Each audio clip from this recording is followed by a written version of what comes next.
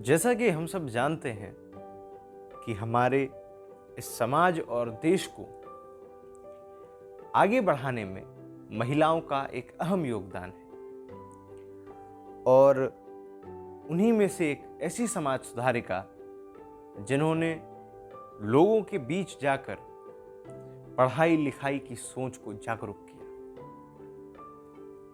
और जिन्हें हम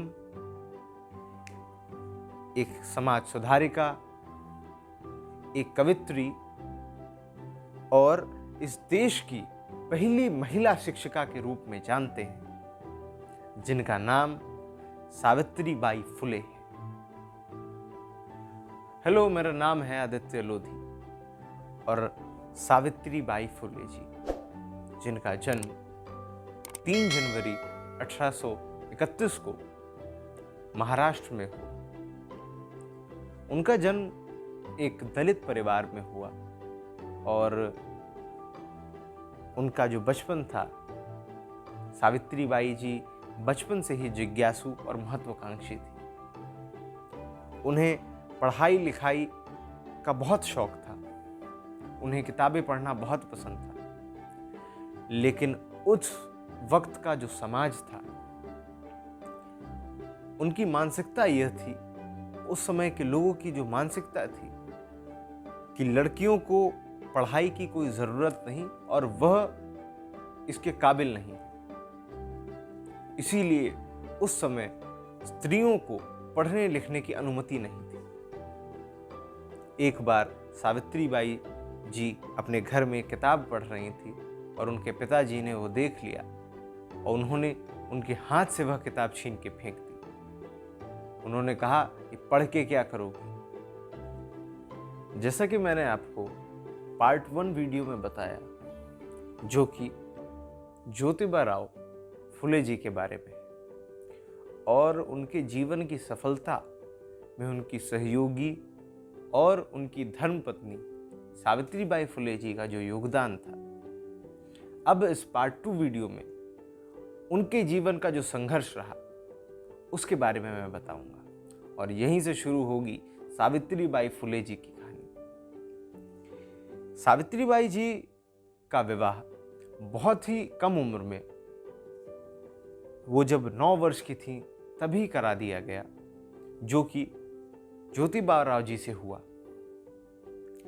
उनके विवाह के बाद उन्हें ऐसा लगा कि अब तो सभी चीज़ें समाप्त हो गई और मुझे उन्हीं घर के कामों में अब रहना पड़ेगा और उन्हीं चीज़ों में हमेशा व्यस्त रहना पड़ेगा। लेकिन ज्योतिबा राव जी की विचार बिल्कुल अलग थे।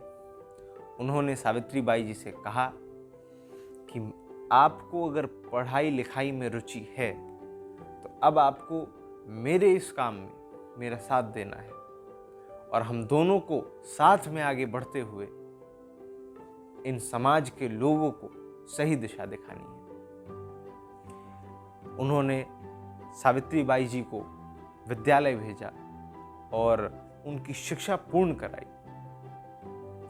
जिसके बाद दोनों पति पत्नी ने साथ में इस मिशन पे लगे कि कैसे लोगों को विद्यालय की तरफ, शिक्षा की तरफ आगे बढ़ाएं।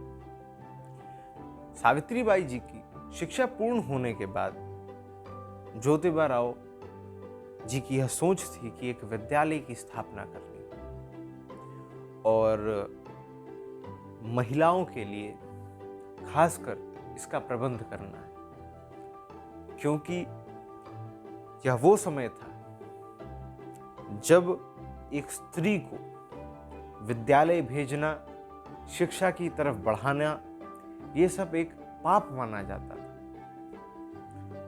और इसे लोग बहुत ही आक्रामकता से लेते थे कि कहीं भी महिला विद्यालय नहीं जानी चाहिए। लेकिन उन्होंने सोचा कि इस चीज़ को हमें बदल कर महिलाओं के लिए विद्यालय की स्थापना करनी है। इसी वजह से 1848 को उन्होंने अपनी पत्नी के साथ मिलकर विद्यालय की स्थापना करी और प्रथम जो उनकी पहली स्टूडेंट्स थी वो 9 बालिका थी, जिनके लिए वह विद्यालय शुरू हुआ। लेकिन यह जो विद्यालय की जगह और इसकी शुरुआत थी, वह सावित्रीबाई जी की ही एक साथी फातिमा शेख, और फातिमा शेख जो इस भारत देश की पहली मुस्लिम शिक्षिका है, उनके साथ की। क्योंकि जब उन्होंने यह विचार अपने घर वालों के सामने रखा और समाज को पता चलने के बाद उन्हें घर से हटा दिया गया, उन्हें घर से निकाल दिया गया और कहा गया कि अगर ये सब काम करना है तो हमारे यहाँ जगह नहीं। लेकिन जब सावित्रीबाई जी की साथी फातिमा शेख ने कहा कि हम अपने घर पर उनके भाई उस्मान शेख से बात करके उसी परिसर में विद्यालय का शुरुआत करी। फुले दंपत्ति के लिए विद्यालय खोलना जितना मुश्किल था, उतना ही मुश्किल उसे चलाना था। क्योंकि उनकी जो भी बालिका थी जो पढ़ती थी, उन्हें वो छुपा कर लाते थे, क्योंकि अगर लोगों को वह पता चल जाए तो वह उनके साथ कुछ भी कर सकते थे। जिस चीज का सामना सावित्रीबाई जी को हर रोज करना पड़ता था, जो समाज के लोग नहीं चाहते थे कि यह चले, वह सावित्रीबाई के ऊपर रोज पथराव करते थे। जब वो आती थी, कूड़ा फेंकते थे, उनको बेइज्जत करते थे रास्ते में, और ऐसा व्यवहार करते थे जैसे वह इंसान नहीं कोई और है। इस चीज को सहन करते करते वो बहुत ही दुखी हो गई। उन्होंने कहा कि मैं तो समाज को, लोगों को सुधारने के लिए कर रही हूं। लोगों से भी कहा, मैं आप ही की बहनों को पढ़ा रही हूं, मैं चाहती हूं कि ये भी आगे बढ़े, लेकिन आप ऐसा व्यवहार करते हैं। जब वह बहुत दुखी हो गई तो एक दिन ज्योतिराव जी ने उन्हें समझाया। उन्होंने कहा, बदलाव संसार का नियम है, और जब भी बदलाव होता है तब सफलता तो मिलती है, लेकिन अड़चनें भी आती हैं। इन अड़चनों से हमें डरना नहीं, इनका सामना करते हुए आगे बढ़ना है।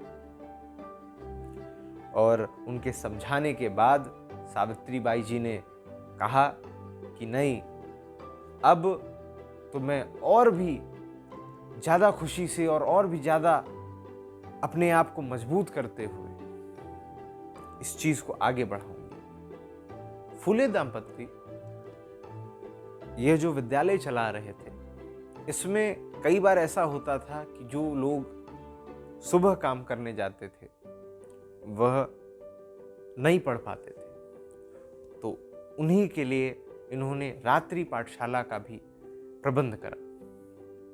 रात में जो लोग नहीं आ पाते थे विद्यालय, उनके लिए उनके घर जाकर उन्हें पढ़ाने का काम सावित्रीबाई जी ने करा, और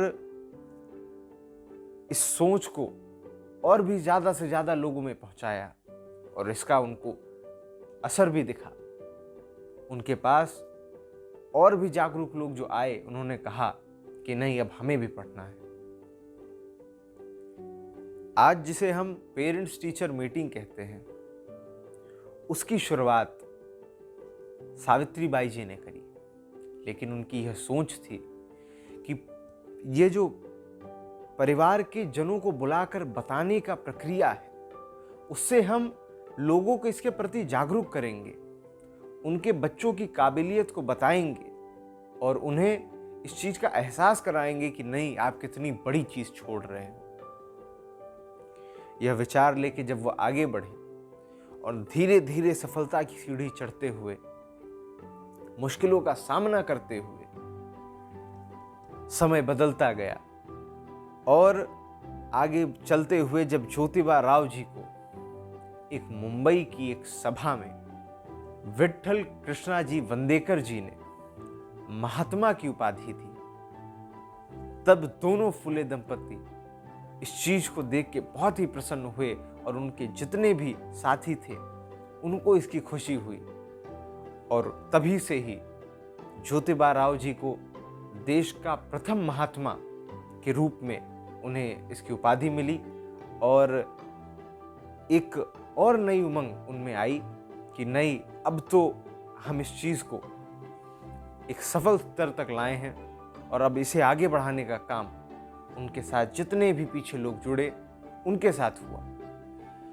ज्योतिबा राव जी और सावित्री बाई जी ने जो यह संघर्ष करा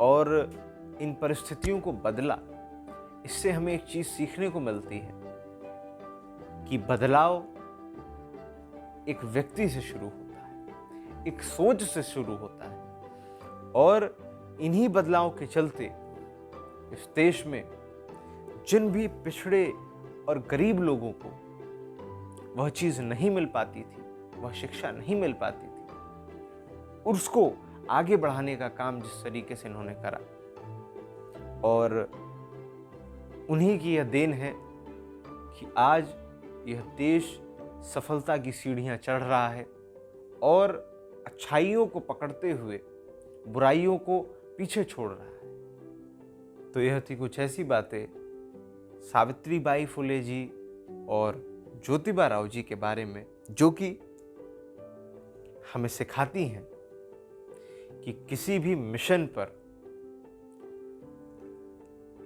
हम अगर लगे तो शायद उसमें असफल नहीं होंगे, क्योंकि जब आप सफलता का विचार और सोच लेकर चलते हैं और अपने दृढ़ निश्चय को हमेशा मजबूत रखते हैं, तो मुझे नहीं लगता कि आपको सफल होने से कोई भी चीज़ रोक सकती है, जो कि इन दोनों फुले दाम्पत्य ने करके दिखाया और इस समाज को, इस देश को एक नई छवि दी। अगर आपको वीडियो अच्छी लगी हो, इस वीडियो को सपोर्ट करिएगा। अब आपसे मिलते हैं नेक्स्ट वीडियो।